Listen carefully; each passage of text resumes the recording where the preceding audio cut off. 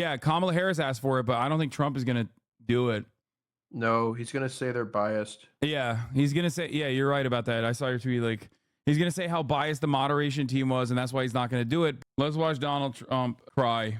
President Donald Trump and Vice President Kamala Harris squaring off on the debate stage last night, meeting face-to-face for the very first time. It was a heated debate. Less than 2 months until Election Day. Joining us right now on the phone to react after that very busy night, the 45th President of the United States, to the GOP presidential nominee, Donald Trump. Mr. President, how do you feel about the night? 105 minutes long. You've done this before. I think your 8th one. What is your review of your performance? Well, I looked at the poll numbers. I listened to Harold Ford. I don't know what he was watching because I think he wasn't watching the debate that I was in yesterday. I think we did great. It was 3-1. It was a rigged deal, as I assumed it would be, because when you looked at the fact that they were correcting everything and not correcting with her, and we knew it when it was 100% good coverage for her over the last month or last year. I looked at it, and only bad coverage of me, no matter what. The press is so dishonest in this country, it's amazing. Now, I didn't mind because, frankly, I was pretty sure that's what they would do. CNN was much more honorable. The debate we had with Biden was a much more honorably run debate. But this was incredible. I mean, everything, so many things I said were debunked, totally debunked, like Charlottesville. I have a list of 7 different things. And she could say anything she wanted, everything, every time I spoke, and my stuff was right, they'd correct you. I thought it was terrible from the standpoint of ABC. They're the most dishonest, in my opinion. Yeah, he's crying about the referees, which is when you know you fucking lost, even if you claim that you didn't. Opinion, the most dishonest news organization, and that's saying a lot because they're all essentially really dishonest. But I thought I did a great job. It was 3-1, and I thought I did a great job. Now, we sent you the polls, but every single poll last night had me winning like 90-10. We had C-SPAN at one point was at 80-20, and I don't know how it finished. That was late last night, so I have no idea. But it was at 80-20. I told that to Brett Baer, and we sent him a lot of polls, and we sent you a lot of polls this morning. And every single poll had us winning by a lot, despite the fact that it was an unfair debate, obviously. And it was a 3-1, and that's okay. I've had worse odds in my life. I've had it before, but never so obvious. A lot of people are very angry about it. You know, you have corrupt news organizations. You have a lot of bad people. It's amazing in that business. In your business. Yeah, Mr. President, we kind of expected it because when you look at Media Research Center, they said 100% of the stories covered on ABC about Kamala, 100% of the time was positive. 93% of the time when they covered you, it was negative.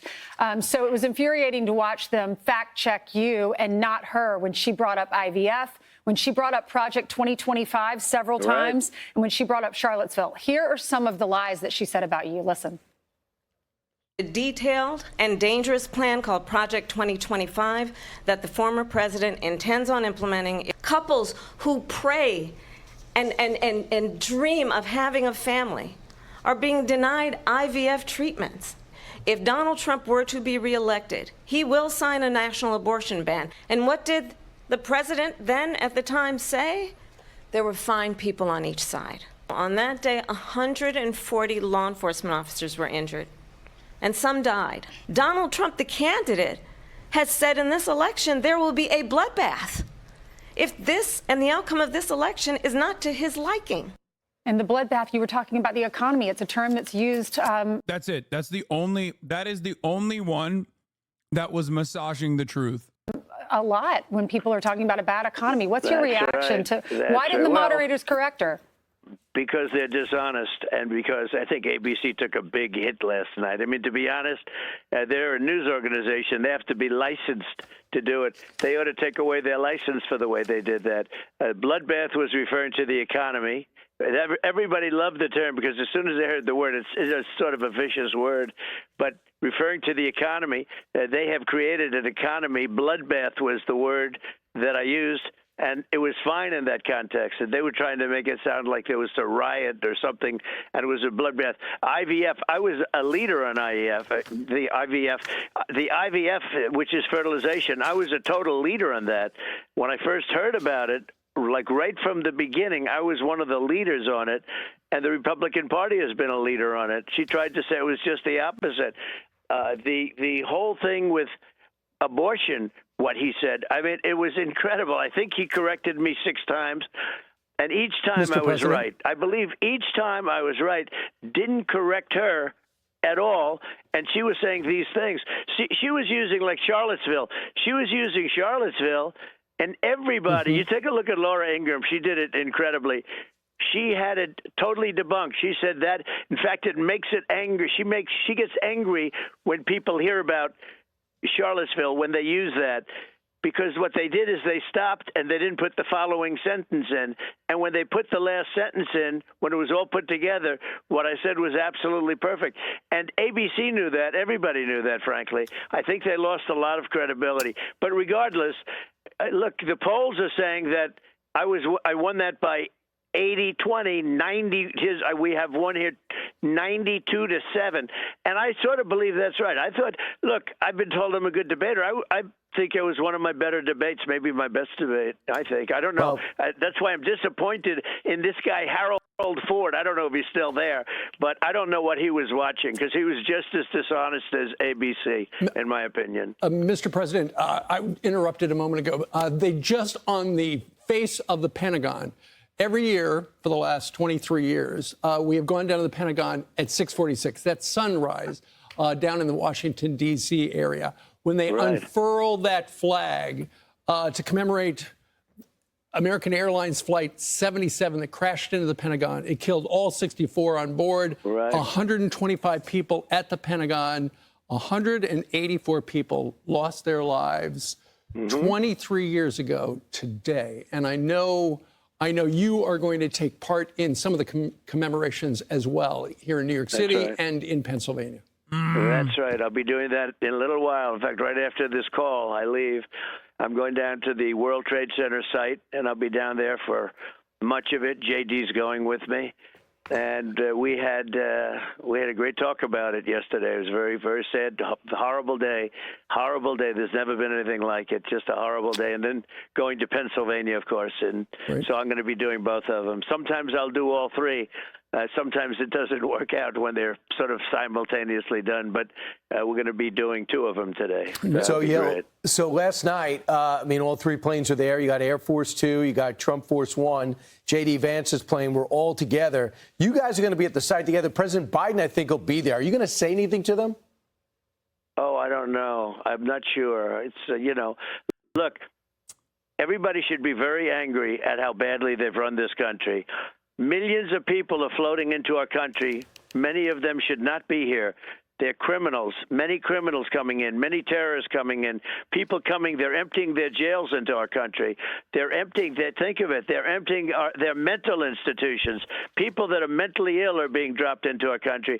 And these 2 people, and it's both of them, they allow it to happen. What they're doing is terrible. I saw your report yesterday in Ohio, with Springfield, Ohio. And Aurora, if you look at Colorado, Colorado, these thugs from Venezuela and Aurora have taken over. People from Haiti, I guess, have come in illegally, totally come in illegally into our country, and Do you think you made that point last night? Ohio. Do you think you made that? Do you think you made that point last night, that you believe the border is directly affecting all these cities and all these towns? Oh, I think I made it twice or maybe even 3 times. In fact, I said, I wonder if I'm saying this is too much. How can you say it too much? They've allowed 21 million, I think is the real number. It could be more than that. 21, that's bigger than New York State. They've allowed 21 million people to come into our country. Many of these people are criminals. Right. And by the way, those countries are being emptied out of their criminals, and their crime rates are way down. Their prison populations are being dumped into the United States. Their populations in prison are way down. Their mental institutions, their populations are way down. And it's all over the world. It's not just South America. They're coming in from the Congo and Africa. They're coming from all over the world, the Middle East, Europe, Asia. They're coming in from everywhere, not just South America, and they're coming in at numbers you've never seen. They're literally destroying our country. These people have no idea, or maybe they do. The only reason they can be doing it is because they hate our country. They hate our country. Yeah, I mean, when you compare the border numbers, the terror watch list suspects under you, there were 11. Under Kamala Harris, 375. Now, foreign policy did come up at last night's debate. Listen to this soundbite, or our audience can listen to this, and we'll get your reaction on the other side. If she's president, I believe that Israel will not exist within 2 years from now. Look at what's going on in the Middle East. This would have never happened. I will get that settled and fast, and I'll get the war with Ukraine and Russia ended. If I'm president-elect, I'll get it done before even becoming president. Well, I will tell you, I agreed with President Biden's decision to pull out of Afghanistan. Donald Trump, when he was president, negotiated one of the weakest deals you can imagine. He calls himself a deal maker. Even his national security advisor said it was a weak, terrible deal. It was a very good agreement. The reason it was good, it was we were getting out. We would have been out faster than them, but we wouldn't have lost the soldiers. We wouldn't have left many Americans behind. They blew it. You said when you were at the town hall with Sean Hannity, you said a lot of people, you might not like me, but you're safer under me. You have more money in your bank accounts under me. So why do you think our country would be safer under you, Mr. President? Because I deal with foreign policy. I'll give you an example. Afghanistan, we had a great agreement, but it was agreement subject to them doing a lot of different things. They didn't do those things, and when they didn't do them, we terminate the agreement. These clowns had no idea what to do. They had Milley, who's incompetent. They had Biden, who's incompetent. All of the people are incompetent. Nobody ever gets fired. They don't fire anybody. They let them just stay on, retire, no problem. Milley should have been fired and reprimanded like you've never seen. These people are incompetent. They left billions of dollars worth of equipment behind, yet 13 dead soldiers. They shouldn't have used that airport. They should have used Bagram, which, by the way, they gave up, and they shouldn't have given it up because that's only 1 hour away from China where they make their nuclear weapons. No, they took a good agreement, but the agreement was subject to the Taliban doing things. And remember this, just in ending that, I went 18 months without one soldier killed. I spoke to the head of the Taliban, Abdul, and I said, I had a nice, tough talk with him. Not one soldier was killed in 18 months until that catastrophe happened. It was absolutely, we were running it perfectly. But the agreement didn't mean anything because they had to, in other words, to have the agreement kick in. It was conditions-based. They didn't do the things. Who would take the military out first? They're incompetent. They took the military out first. You're supposed to take the military out last. And they left lots of Americans behind. And then they had the worst airlift nobody's ever seen. People falling off an airplane from 3,000 feet in the air. Many people. They are incompetent, and they shouldn't be running the country, and we'll end up in World War III because of these fools. ABC only fact-checked Donald Trump when he went crazy. You think everyone in Ohio is saying that Haitians are stealing their pets and eating them? Let's look at another guy that has said that people are stealing the pets in Ohio, cats and dogs in Ohio, because he's not the only one, right? You said people in Ohio are saying this. Well, let's look at another wonderful, wonderful guy. Here, Benny Johnson posted about it from our favorite Tyler Oliveira. Don't wave at me, you sorry sand monkey. There was Haitians in a white van driving around the neighborhoods, collecting cats, skinning them and eating them. In my opinion, they're worthless. Bunch of worthless sand monkeys. Do we think these guys are credible? Or do we think that they might have, I don't know, another vested interest in fabricating this story? Video shows an Ohio woman accused of killing and eating a cat. She's not an immigrant. Yeah.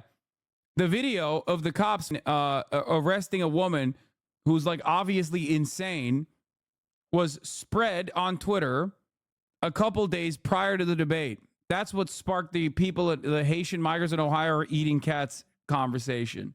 Also from Springfield, J.D. Vance used his son's death to spew hate against Haitians. Yeah, I saw that. Politicians, Bernie Moreno, Chip Roy, J.D. Vance, and Donald Trump. They have spoken my son's name and used his death for political gain. This needs to stop now. They can vomit all the hate they want about illegal immigrants, the border crisis, and even untrue claims about fluffy pets being ravaged and eaten by community members. However, they are not allowed, nor have they ever been allowed to mention Aiden Clark from Springfield, Ohio. I will listen to them one more time to hear their apologies. To clear the air, my son, Aiden Clark, was not murdered. He was accidentally killed by an immigrant from Haiti. This tragedy is felt all over this community, the state, and even the nation. But don't spin this towards hate. They're so shameless that they caused a grieving parent to come to the fucking Springfield City Commission meeting to speak out against the Republican Party collectively weaponizing his son's death